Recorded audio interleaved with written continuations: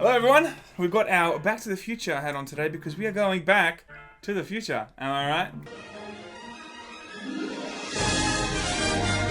Hello everyone, good to see you again. Thank you so much for joining us. Resident Evil 2. I remember playing the original Resident Evil on its release, and it was pretty fucking good. But Resident Evil 2 just completely blew the doors off that shit. Totally. Like, no one expected it to be as good as it was. Then it came out, and it was like, whoa. Resident Evil 2 has just been remastered. Capcom obviously haven't seen enough of our videos, and so they sent us, they haven't seen any of our Street Fighter videos. And so they sent us... I don't know how they did it. They sent us early copies for review. So ladies and gentlemen, here comes a review of Resident Evil 2 Remastered.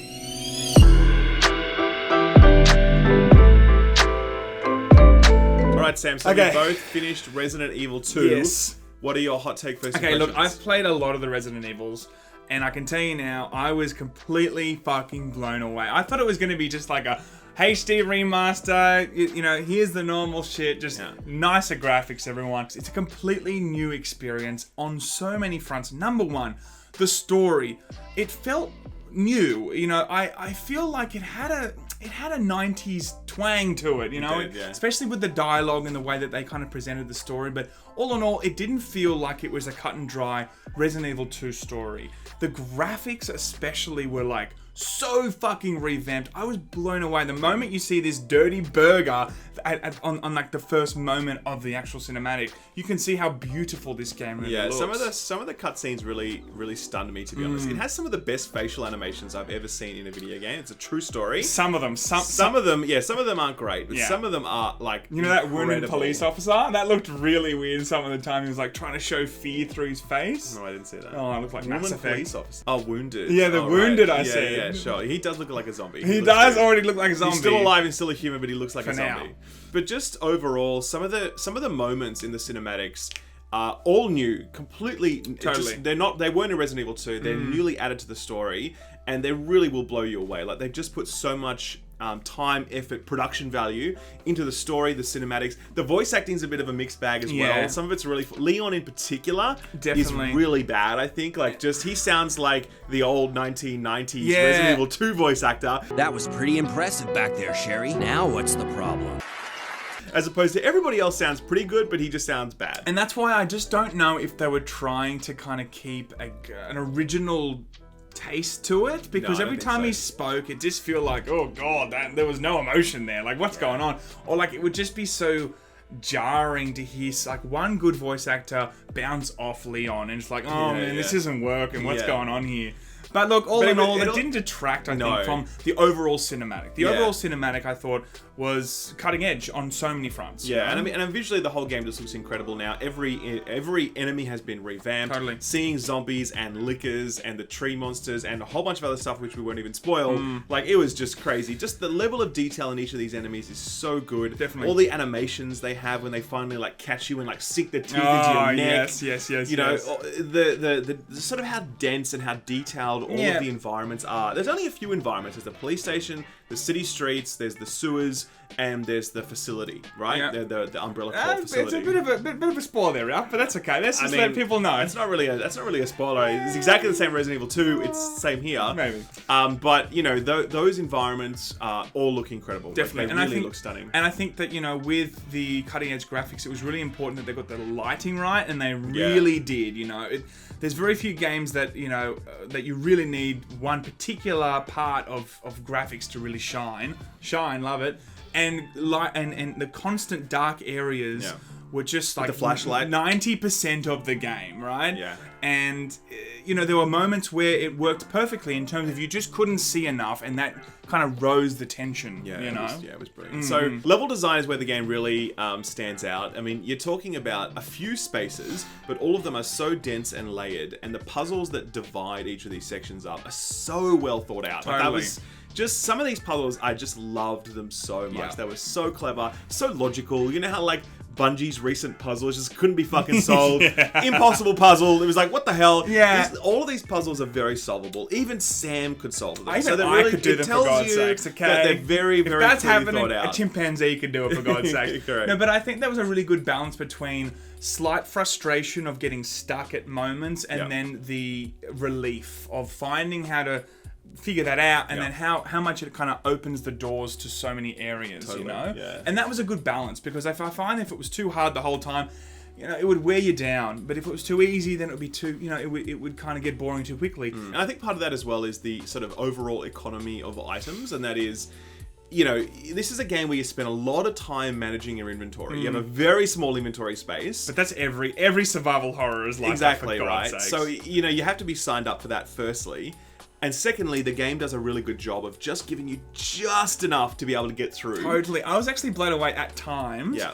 by how did the game know that I'll need bullets I right only here. need 3 bullets, and I've got 3 bullets. Yeah, You know, that's like, it. Exactly. It was really well paced out. But at moments, I have to say that because some of those zombies would kind of respawn. Oh my god, yes. And there'd be times where you are stuck in puzzles, and it didn't matter. You know, a respawning zombie, I think, should be matched by some sort of respawning of ammo mechanic. No, I don't agree. Because you are going to find yourself in situations there where you're trying to figure out a puzzle, and you don't have the ammo then to continue to figure that puzzle I don't out. agree. Just reload. That's a small little thing that reload I found. a save. Don't be bad. Yeah, That's I mean, it. I guess, but like, it kind of takes you out of the whole gameplay experience, I think. But anyway, but all in Sam all, wants an endless ammo tree in his survival horror why games, not? people. I want Overwatch. You never have to ever worry about Right, I ammo. want Hanzo bow. Okay? I want Hanzo That would arrows be all the amazing. time. You know That would be amazing. And I think with all of this, so the combat itself is, you know, the enemies are a little bit bullet spongy, and they do sort of like, you know, respawn. You know, it's this game is not about killing zombies. This game is ultimately about avoiding killing zombies, because every bullet fired is a bullet wasted. Totally. Okay.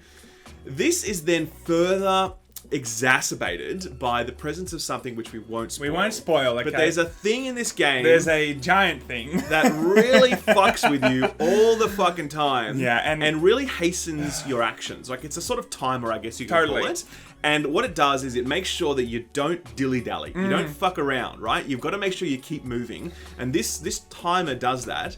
And it's absolutely genius. It's my favorite part of the game. 100%. But some people, I think, will get triggered by it because they don't like to be rushed. Yeah, so I think that it was the perfect mechanic needed to give the game a constant sense of tension, even if rooms were not filled with a zombie. Yep. And at the same time, it also gave the puzzle system a sense of urgency. Totally. And that was important, I think, because if you just walked around and like you felt like you could just put your control down, just walk away for fucking 10 minutes and get a coffee, it takes you out of the whole, tension The of the whole urgency, thing. yeah. Yeah, I so agree. that's It really was- important. it was incredible. And I was so blown away to see how throughout this game, this particular mechanic, won't spoil it, constantly showed up and constantly like renewed its value in terms of new puzzles and new areas. Yeah, definitely. You know? It was honestly, it's the best part of the game. Totally, We but won't spoil it. We but won't it's spoil it, but the fucking combat awesome. system I didn't think was great. But that's Resident Evil games It's like not meant to be a about T. that. It really hurts it in boss encounters, Yeah, though. that's I what I will was gonna say say. the one big criticism I have of this game is bosses. They're not great. They're not even- They're not good because you've got a very clunky control scheme that works for it's clunky by design, don't get me wrong, it's meant to be that, and it works perfectly every other time. But with bosses, they've designed them so that you kind of should have a more agile control more scheme. mobility, yeah. More mobility, and because you don't, you actually kind of need to like run really far away from bosses. Totally. And then Like like a shoot kiting them. system, but it doesn't really work. Correct. You basically know? need to kite the bosses in a really counterintuitive way. So yeah, it really doesn't work. The boss encounters are lackluster. They're very pretty. They're big spectacles. They're big climaxes, definitely. but they're not fun. You're right. And look, there's also the biggest problem I found with the bosses were that they weren't innovative in terms of you'd be finding the same I agree. types of enemies as the boss. You're like, I've already done this. There's no problem solving. The whole game has been based around puzzles, but then the boss fight, there's no puzzle to it. I mean, you know what I mean? one of them did, but the rest of them didn't. Yes, I agree. Yeah, but yes. there really wasn't. Like, it was like, know okay, what you cool, mean. It there's was- certain areas to Sure, shoot. sure. I've seen that time and time again now. You haven't given me, like, this should be the climax. Well, I'm not really feeling a climax. That's what she said, Sam. Demonetized. Forever. And just to be super clear, there's ultimately 2 base playthroughs for the game. There's the Leon playthrough, and then there's the Claire playthrough. You can do whichever one first, and then after you've completed one, you switch over and you do it with the other, and it's a different playthrough. It's got the same areas, the same maps, however, the order of everything is switched around, and there's completely new story stuff in there because you're playing it through someone else's Definitely. perspective. So you have to imagine that this is a 6 plus 6 hour game. 6 hours for one playthrough, 6 hours for the other. And then you can actually do it the other way around. So if you played like Claire Leon, you then start again and you do Leon Claire, and it's like different again, but only slightly. But anyway, my point is, this is one of those sort of like 12-hour games for most people. And if that triggers you, then fair enough. But like, this is some of the best 12 hours playing video games I've had in a long ass time. So don't let that discourage you. Definitely. If you like good video games, then there's more than enough good video game here. Yeah, definitely. I just think that this is exactly how I would like to think New Game Plus can maybe be done with other games in the future, because in some respects you are given a similar playthrough, but you're given, you know, different puzzles, different mechanics to kind of work with in terms of different weapons. You're given a new experience, but you can also lean on your previous experience from the previous playthrough. Definitely. Got through there, sorry. And then, like, it just kind of makes the whole other 6 hours, even though it's roughly similar, a completely new, and they also refreshed way of looking at it. And they also dial up the difficulty on that second playthrough as well. It's much harder. Yeah. The whole thing, that timer is more sort of like omnipresent. You'll see what I mean when you play through it, but it's handled beautifully. Definitely. There's also an additional mode that becomes available called the Fourth Survivor, which is basically like run from point A to point B as fast as possible. There are no item pickups, so you have a limited supply of stuff. You just need to get out. It's about getting the fastest time out possible. There's also rankings that you can do for each playthrough. Resident Evil is actually the kind of game where you're meant to play through it repeatedly and get like better rankings for harder difficulties, and you know, like fewer enemies killed, faster finishing time, fewer saves, those sorts of things, right? So that's another component to it. But look, overall, this is absolutely a Game of the Year contender for 2019. I know that we're only at the start, and I know that nothing else has been released, but I guarantee you this game will be on the list of top 10 games of this year. Yeah. Because it was that high quality.